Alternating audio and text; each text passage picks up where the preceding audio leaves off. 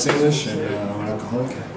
Oh, cheers! Is that where we are? I gotta stop going to those things drunk. How you guys doing? You doing good? Yeah! And I gotta tell you, I'm not doing too good. No, I had some Chicos. Yes! Chicos, yeah, Chicos, yeah! You gotta go to Chico's while you're in El Paso. Because everybody needs to experience Chico's Part 2. Part 1 tastes great. Part 2, you're on your knees in your bathroom, screaming at your toilet in tongues you didn't know, praying to every god you've ever heard of that death will come soon.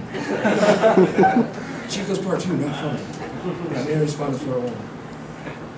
So I gotta tell you guys about a little thing that happened to me just a little bit ago. It was a miracle, from what I understand.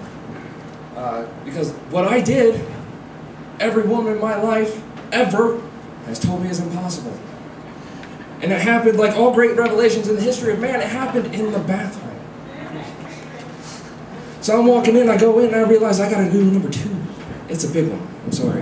If I can get a little bolder, it's a 22. There's a lot of it. It's gotta happen. So I go in and I get excited. I have a hat, I gotta take it off, it's gotta go on the ground, because I don't know what's gonna go on, it might go flying.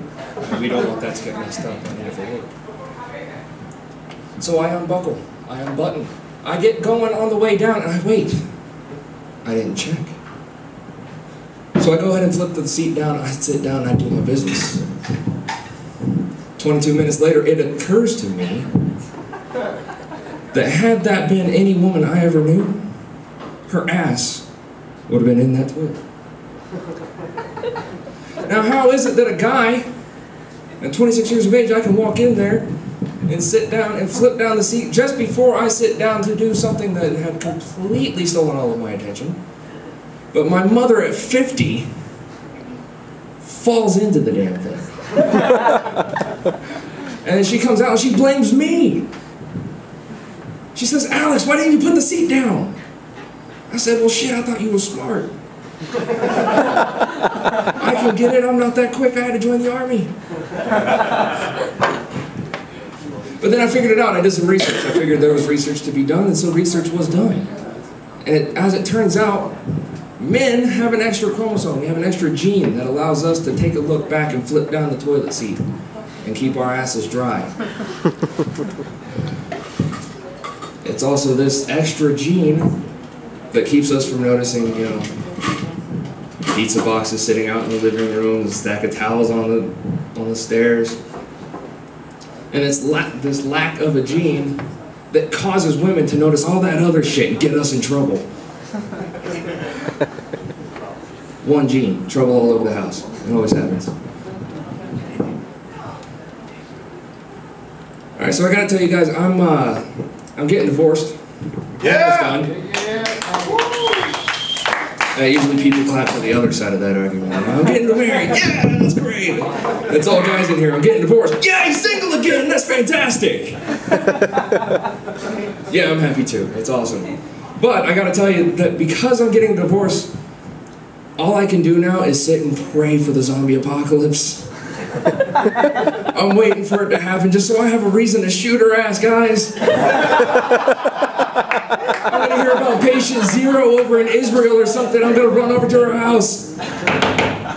Bam! I win, bitch. No, God, guys, I swear she was one of them. You gotta be ready for the zombie apocalypse. You guys ready for the zombie apocalypse? Yeah. You guys ready? Yep. You gotta start watching out, though. You gotta start making your plan. Get the books, read the guides. They have them, they're out there. They're fantastic. I have my zombie survival kit. I have one in my truck. I have one on my bike. Okay? Things like hammers. Because you never know who you're gonna have to hit in the head. Ex-wives, they're out there.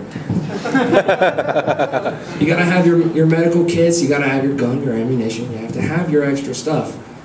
And you gotta start watching out, because you know, you're ready. Everybody's ready for zombies. You know what to do. They're gonna come at you. And then you take off running, right? That's the easy part, taking care of the zombies. The hard part is watching out for everybody else. You know, everybody else is out there, they're ready for you. And you are on somebody's list. You might be an ex-husband or an ex-wife yourself.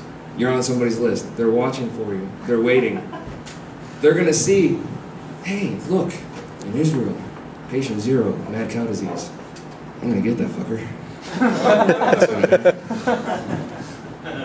But I figured the biggest tool in your arsenal of zombie preparedness should really be, you need a good zombie walk. Everybody needs a good zombie walk. And I'll tell you why, because when you get cornered by the zombies and you can't run anywhere, zombies are not smart. Zombies are a lot like drunk chicks at a party.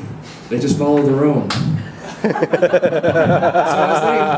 as they come cornering in on you, you got to figure out exactly how you're going to get out of there so you look like one of them. And this is when you have to have a good base. And the good base, I figure, starts with, well, you go back to the 80s and you go back to Thriller. So your good base, you start out, you got to get a little bit of Thriller, get a little bit of hip action, go bam, you got to get your Thriller, right? You get your Thriller.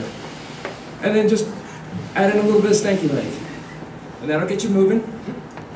If they're not buying it, add in a little Muhammad Ali. All right, that's my time. Thanks a lot, everybody. Make my